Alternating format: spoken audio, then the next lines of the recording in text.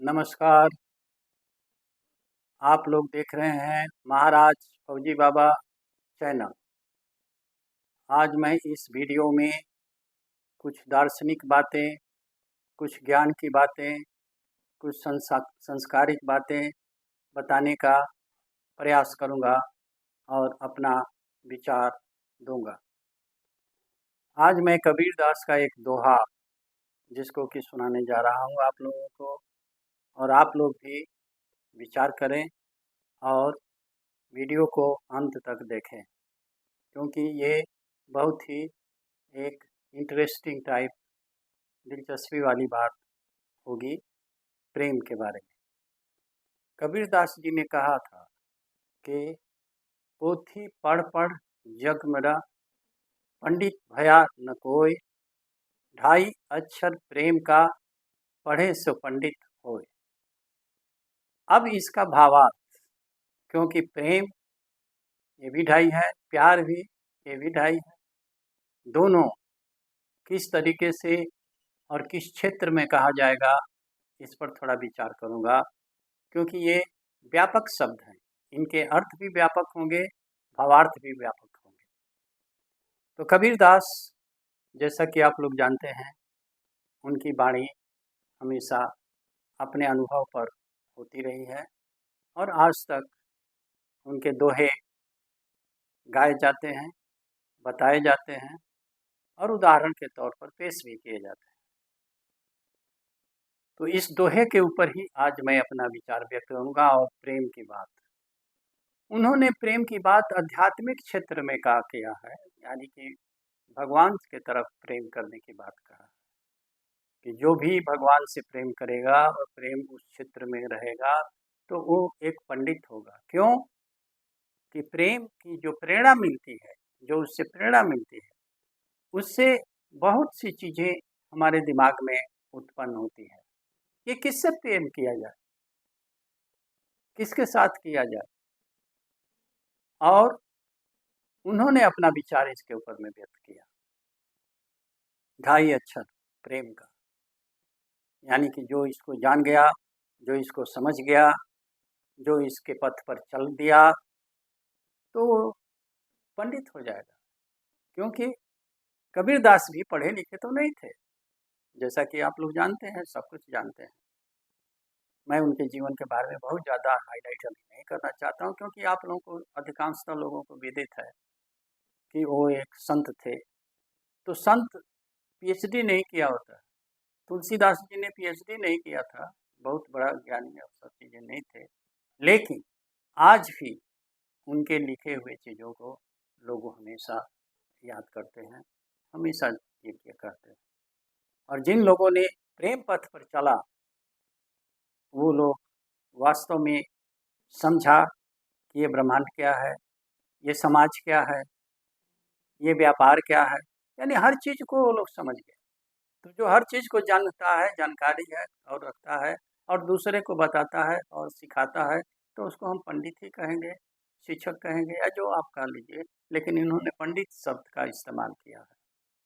तो पंडित कोई भी हो सकता है, जो भी ज्ञानी है, जो भी संत है, जो भी आध्यात्मिक क्षेत्र में अपनी उन्नति किया हुआ है, तो वो अपना विचार हमेशा व्यक्त किया है।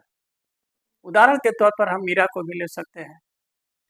मीरा ने कृष्ण से प्रेम किया और उनके जो विचार आए हैं पद्यों के रूप में, आज भी गाए जाते हैं। तो मेरा पॉइंट ये कहने का है कि कोई भी, ये जरूरी नहीं है कि वो बहुत आदमी पढ़ा लिखा हो, बहुत धनी हो, बहुत ये हो, बहुत फलान हो, टिकान हो, ऐसा कुछ नहीं है। लेकिन जो प्रेम से उद्गार आती है, भावनाएं आती है और आपको अनुभव होता है, उस अनुभव को इन लोगों ने अपने तरीके से, कोई दोहा में लिखा, कोई संगीत में लिखा, कोई गीत में लिखा, तो वही चीज़ें हुआ। मेरा तो मेरा तो कोई नहीं है भगवान के छोड़ करके, कृष्ण को छोड़ करके। तो एक हाई लेवल की बात मीरा ने भी कहा था। मीरा के बारे में भी लोगों ने बहुत सी चीज़ें किया। इसी तरह से राधे कृष्ण के राधे की बात आई, तो बहुत से ऐसे चीज़ें हैं जो कि प्रेम के लिए कहा गया, आध्यात्मिक क्षेत्र के लिए। और क्षेत्र तो कई हैं, रास्ते भी कई हैं, कई तरीके से लोगों ने अपना अपना रास्ता अपनाया, अपना अपना जगह पर जाने का पूरा प्रयास किया। तो जैसे मीरा ने कहा, मेरे तो गिरधर गोपाल दूसरा न कोई, यानी कि उनका एक की तरफ प्रेम करेंगे तो आप पंडित होंगे, प्रेम एक की तरफ, और एक तरफ आगे जाएंगे तो आपको जो अनुभव होगा वो अलग होगा, और चारों तरफ बिखराव के रूप में करेंगे तो बात नहीं बनती है। तो मेरे तो गिरधर गोपाल, अगर आप इस पर ही ध्यान देंगे, इस पर ही करेंगे, तो मीरा तो खो गई थी इसी के ऊपर में। और बहुत सी उनके प्रति कहानियाँ हैं। इसी तरह तुलसीदास राममय हो गए थे, वाल्मीकि जी और बहुत से संत हैं, सूरदास, जो कि वर्णन किए हुए हैं कृष्ण के बारे में। तो ये सब प्रेम, भक्ति, प्रेम जो है भक्ति की तरफ ले जाता है, यानी भक्ति योग की तरफ ले जाएगा और हम लोगों को उधर विह्वल कर देगा और दूसरा कोई दिखाई ही नहीं देगा अपने प्रेमी के अलावा। इसी तरह से अगर आप सांसारिक क्षेत्र में आए हैं तो बहुत से बातें हुई हैं, बहुत से कहानियाँ आई हैं, क्योंकि उन लोगों ने भी जो निछावर किया और जो उन्होंने व्यथा सही और बाकी जो चीज़ें हुई वो सर्वविदित है। आजकल या जब कभी भी हमारे समय से लेके अब कहा भी जाएगा कि एक लैला थी, एक मजनू थे, सांसारिक प्रेम की बात कर रहा हूँ। तो सांसारिक प्रेम के अंदर में भी अगर आप उसमें एक की तरफ ध्यान दे करके चलेंगे तो आप भी एक पंडित के रास्ते पर चल देंगे। आज भी बहुत तरीके से लैला मजनू की कहानी, श्री फरियाद की कहानी और अन्य बहुत से लोग जिसके बारे में आप लोगों को पता भी होगा। लेकिन मैंने ये कहना चाहता हूँ कबीरदास जी के दोहे को लेकर के ही कि अगर प्रेम एक जगह पर और एकत्रित होकर के किसी क्षेत्र में अगर ज़्यादा है तो आप जो है अपना उद्देश्य को प्राप्ति कर लेते हैं। शैक्षणिक क्षेत्र में आइए, आपका जो है कि नहीं प्रेम आपके शिक्षा के बारे में होगा, पुस्तकों के बारे में होगा, कुछ विचारों के बारे में होगा, कुछ लिखने के बारे में होगा। तो बहुत से ऐसे वैज्ञानिक जो गए थे वो भी अपना प्रेम में ही गए थे।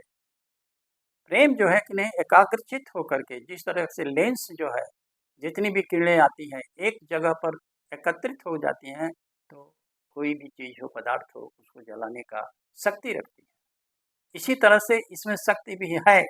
चारों तरफ से अगर हम प्रेम करने लगे, जो कि आजकल देख रहे हैं, जो आपका फेसबुक पर है, फलाना ठिकाना ये वो क्या-क्या चीज़ें चल रही हैं, आज आप लोगों को सुनने में मिलता होगा। तो इतने ज़्यादा अगर चारों तरफ फैल करके करेंगे तो वो बात जो है कि नहीं आध्यात्मिक और सामाजिक ऊँचाइयों पर नहीं पहुँच पाएगी। इसलिए इसके भावार्थ को भी समझें और शब्दार्थ को भी समझें। बहुत से ऐसे कहानियाँ हैं, बहुत से ऐसे लोगों ने किया है, तो मैं उतना डिटेल में नहीं जाने का प्रयास करूँगा, लेकिन इतना अवश्य कहूँगा, अगर प्रेम करना है तो आप जो है ये विद्यार्थी हैं, अपने पुस्तकों से प्रेम कीजिए। अपनी पुस्तकों को हम लोग बचपन के अंदर में पुस्तक अगर पैर से छू जाती थी, तो 4 बार उसको प्रणाम करते थे। क्यों? उसका आदर सत्कार करते थे कि हमारा जो है किताब और पुस्तक पैर से नहीं छू जाती। क्यों? वहाँ पर सरस्वती रहती है और सरस्वती से जो है प्रेम करेंगे। इसी तरह व्यापार में लक्ष्मी से। तो जो लक्ष्मी से प्रेम करेगा, जो इस तरीके से हम लोग आगे बढ़ा करके अब देवी-देवताओं को लेकर के और प्रेम के मार्ग पर चलते हैं, जो अपना उद्देश्य प्राप्त करना है।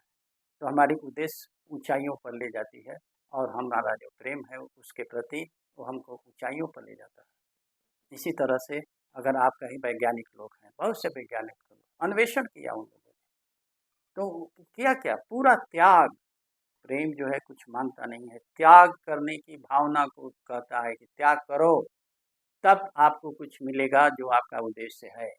लेकिन उससे पहले आपको कर्म करना पड़ेगा, कर्म में जो आप चाहते हो कि आनंद करें यहाँ और वहाँ और ये और मौज मारें, तो वो प्रेम नहीं है, वो क्षीण हो जाता है, वो इधर-उधर हो जाता है। प्रेम एकाग्रता का एक रूप होता है। एकाग्रचित होकर के अगर आप कहीं पे भी कुछ भी करेंगे तो आपकी पूर्ण ऊर्जा वहाँ पर आएगी और आपको जो है कि नहीं सफलता की तरफ ले जाएगी और आपको आनंद देगी और किसी भी तरीके का कष्ट होगा या क्या चीज़ें होगा उसको सह लें। बहुत से ऐसे हैं, बहुत से ऐसे लोग हैं अर्जुन की कहानियाँ आप लोगों को पता चलेगा। मेरा उद्देश्य ये था कि आप लोगों को मैं अवगत कराऊं कि ढाई अक्षर प्रेम का क्या मतलब होगा। इसका मतलब एक बार और थोड़ा-सा चंद शब्दों में बता देना चाहता हूँ कि आप एकाग्रचित होकर के एक बिंदु पर या एक व्यक्ति पर या एक भगवान पर या एक देवी के ऊपर अगर आप जिस क्षेत्र में हैं, उस क्षेत्र में इसके ऊपर ध्यान देंगे तो आपका प्रेम होगा।